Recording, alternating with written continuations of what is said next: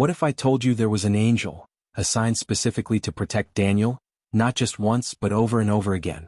An angel who battled in the invisible realms, fought for delayed prayers, and stood in the middle of empires to guard a single man's calling.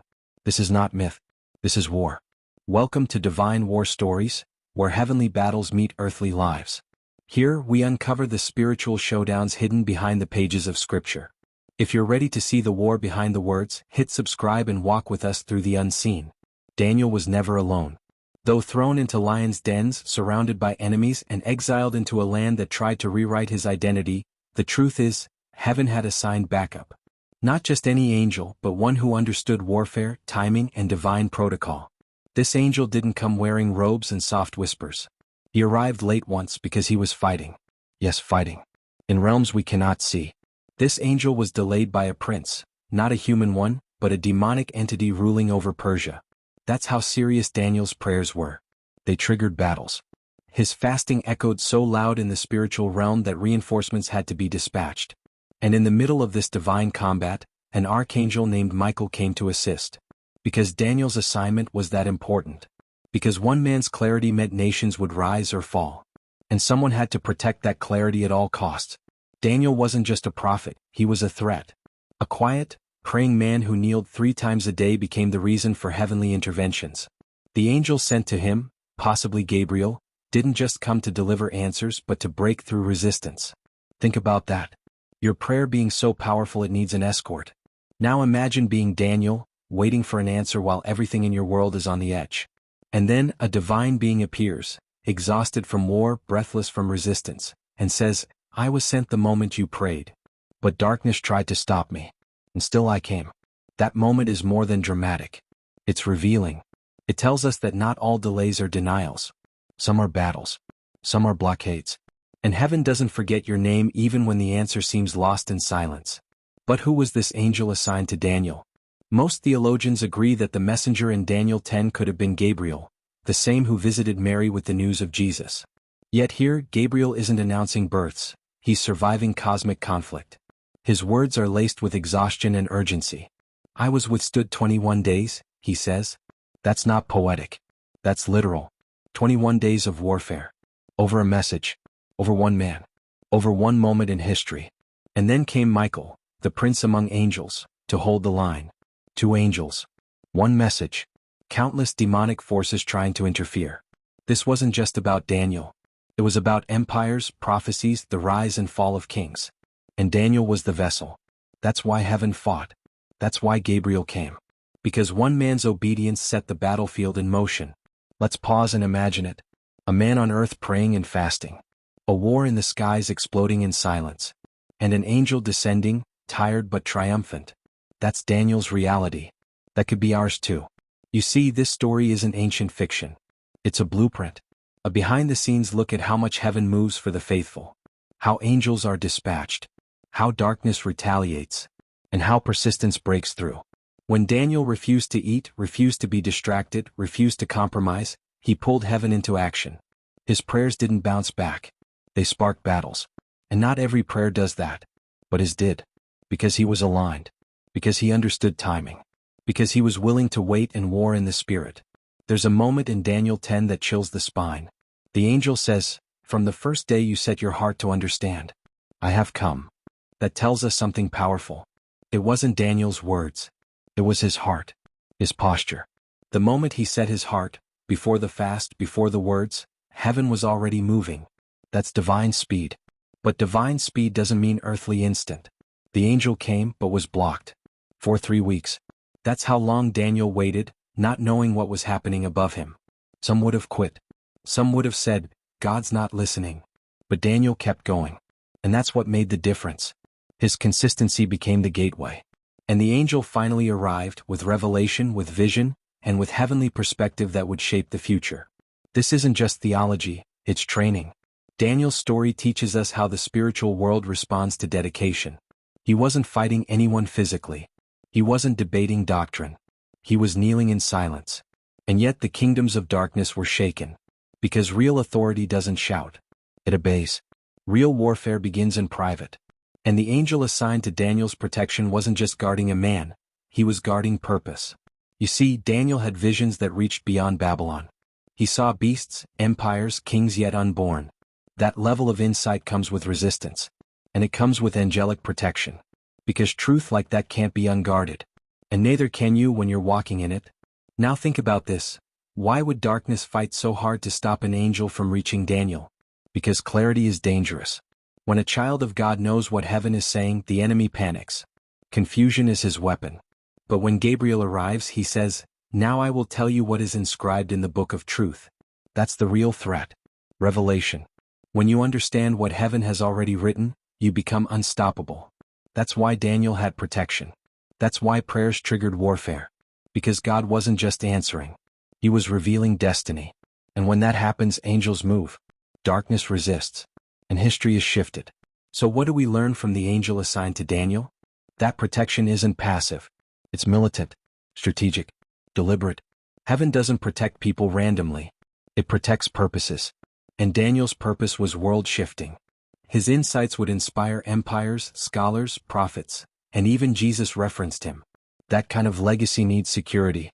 And so God sends angels. Not just to comfort, but to combat. Not just to speak, but to survive the opposition.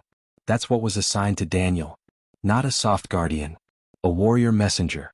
One who needed backup from Michael himself. That's how intense the stakes were. And that's what makes Daniel's story more than a bedtime tale. It's a battlefield briefing. And there's something else. The angel says, "I must return to fight against the prince of Persia, and when I go out, the prince of Greece will come." That reveals the long game. The battle wasn't over. It was just paused.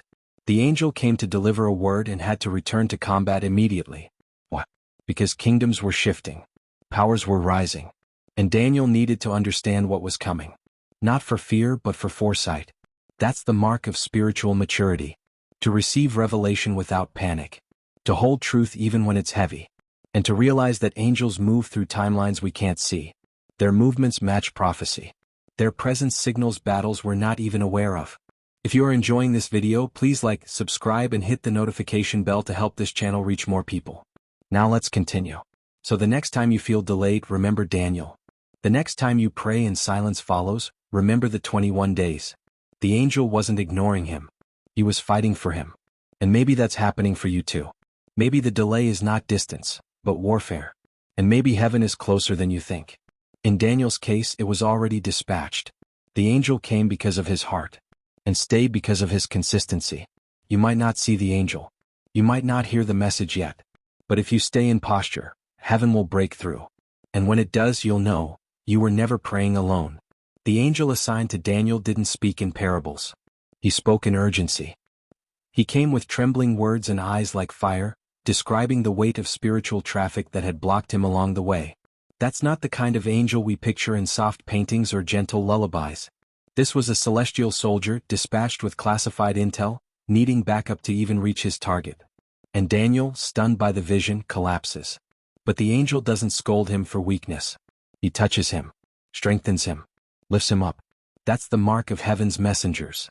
They don't just deliver, they empower. And that moment tells us something deep. When God sends a word, he also sends strength to carry it. Daniel couldn't receive the vision until he was touched, awakened, and stabilized.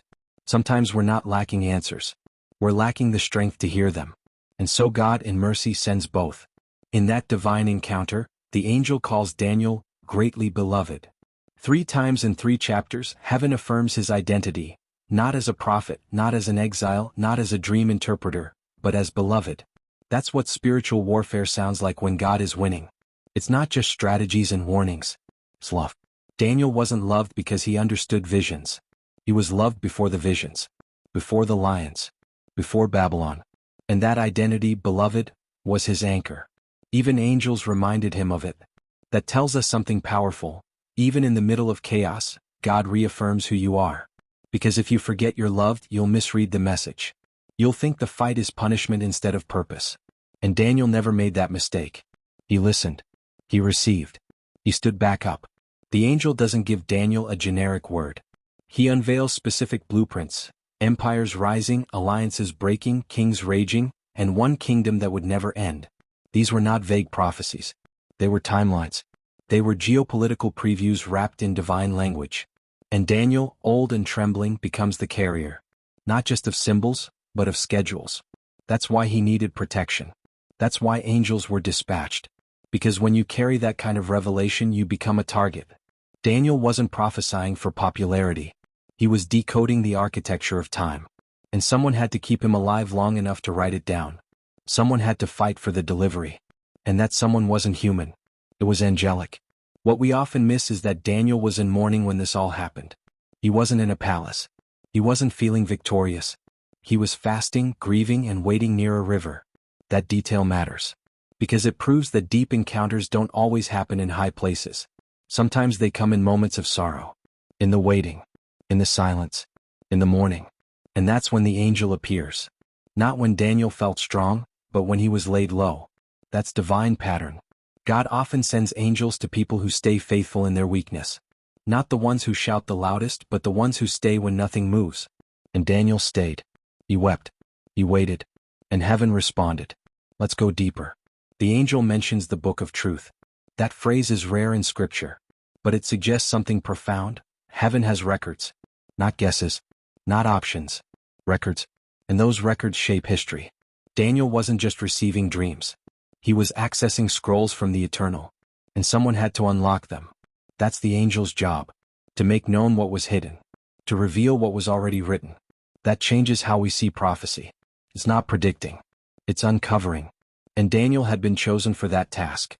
Not because he was powerful, but because he was faithful. And that faithfulness unlocked the archives of heaven. Think of the emotional cost for Daniel. Every vision left him drained. Every encounter left him speechless. He wasn't excited. He was overwhelmed.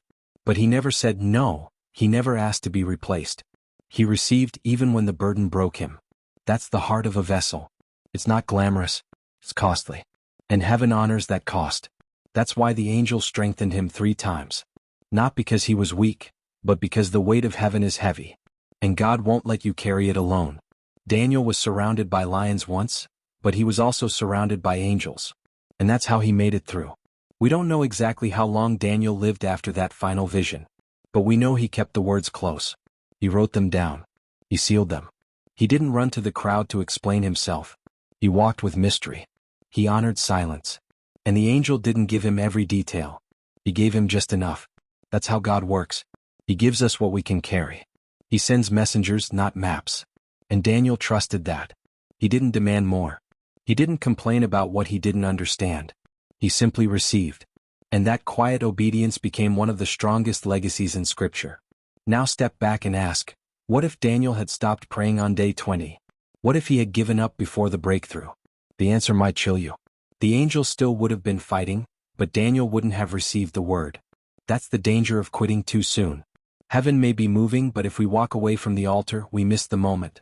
Daniel teaches us to stay, to wait, to believe that silence doesn't mean absence. And that every prayer could be the one that triggers a messenger. Or even a war. The supernatural doesn't follow our clock. It follows our consistency. The angel's role in Daniel's life wasn't just a single appearance. It was a pattern. Whenever Daniel leaned in, heaven leaned closer. And that dynamic still exists. You may never see wings or hear thunder, but that doesn't mean the war isn't real. Some delays in your life aren't human. They're resistance. And some of your answers need escorts. You're not just praying. You're pulling heaven down. And when you walk in that awareness, your silence becomes sacred. Your patience becomes power. And your altar becomes a battlefield. Just like Daniel's did. Just like yours can. So here's the truth. The same God who assigned angels to Daniel still assigns them today. Maybe not in visible form. Maybe not with flaming eyes. But make no mistake, heaven is never out of reach. And you, just like Daniel, are greatly beloved. If this story opened your eyes, share it with someone walking through spiritual silence. Maybe they're just 21 days away from a breakthrough. And if you feel the battle pressing close, don't panic. Stay in posture. Keep your heart set. And know that even if you can't see them, angels are already on their way.